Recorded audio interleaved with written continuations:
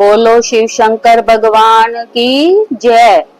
मेरी प्यारी बहनों, आज की इस वीडियो में हम श्रवण करेंगे भोलेनाथ का धागा बांधने की कहानी। भाद्रपद के शुक्ल पक्ष के चांदने सोमवार को धागा बांधा जाता है। इस दिन भोलेनाथ की पूजा करनी चाहिए।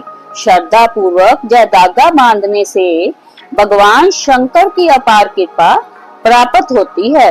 घर में सुख समृद्धि आती है। महादेव के 4 गांठ वाले धागे बांधे जाते हैं। 4 महीने के लिए 4 तांद वाले धागे बांधे जाते हैं। जो कोई श्रद्धा से यह धागा बांध कर शिव जी का व्रत रखता है, उसके सभी कष्टों का निवारण होता है। धागा बांधने से महादेव धन के भंडारे भर देते हैं। महादेव के धागे को भादों के महीने में शुक्ल पक्ष के चांदने सोमवार के दिन लिया जाता है। इस धागे के बांधने और खोलने से सभी भक्तों की सारी इच्छाएं पूरी होती हैं। यदि आप धागा बांधने की कथा सुनना चाहते हैं तो भोलेनाथ आपकी हर इच्छा पूरी करे। बोलो शिव शंकर भगवान की जय। यदि आपने मेरे चैनल को अभी तक सब्सक्राइब नहीं किया तो सब्सक्राइब कर लीजिए। कहानी अच्छी लगे तो लाइक जरूर करें और कहानी को पूरा सुने। आइए सुनते हैं धागा बांधने की कथा। एक राजा और रानी थे। उनके कोई संतान नहीं थी। एक बार राजा शिकार खेलने गया। उसने वहां देखा कि कुछ सुहागनें नदी के किनारे बैठकर कथा कर रही हैं। राजा ने पूछा, आप सब ये क्या कर रही हो?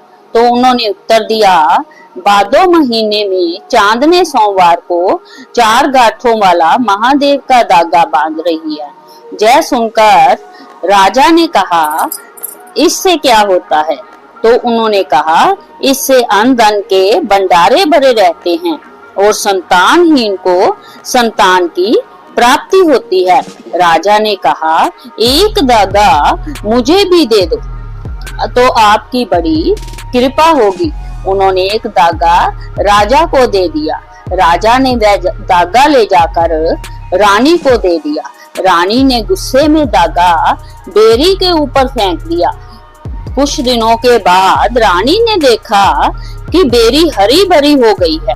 उसने सोचा कि यदि बेरी हरी भरी हो गई है तो मेरे भी संतान हो सकती है। उसने वह धागा बांध लिया और रानी को 9 महीने बाद पुत्र की प्राप्ति होती है। जब धागा खोलने का समय आता है, वह राजा को ज्वार के आटे की जगह मैदे की चूरी बनाकर दे देती है। राजा जब खाने लगता है तो चूरी की जगह कीड़े मकोड़े बन जाते हैं। उसी समय दूसरे देश का राजा उसके राज्य पर हमला कर देता है और राजा और रानी को देश निकाला मिल जाता है। राजा और रानी चलते जाते हैं और एक नदी के किनारे पहुंचते हैं। इतने में भयंकर तूफान आ जाता है। राजा नदी के एक किनारे और रानी दूसरे किनारे चली जाती है। राजा किसी दूसरे नगर में जाकर लकड़ियां काटने का काम करने लग जाता है और रानी भागकर एक साधु की कुटिया में चली जाती है। साधु उसे अपनी धर्म पुत्री बना लेता है। उस देश के राजा की मृत्यु हो जाती है।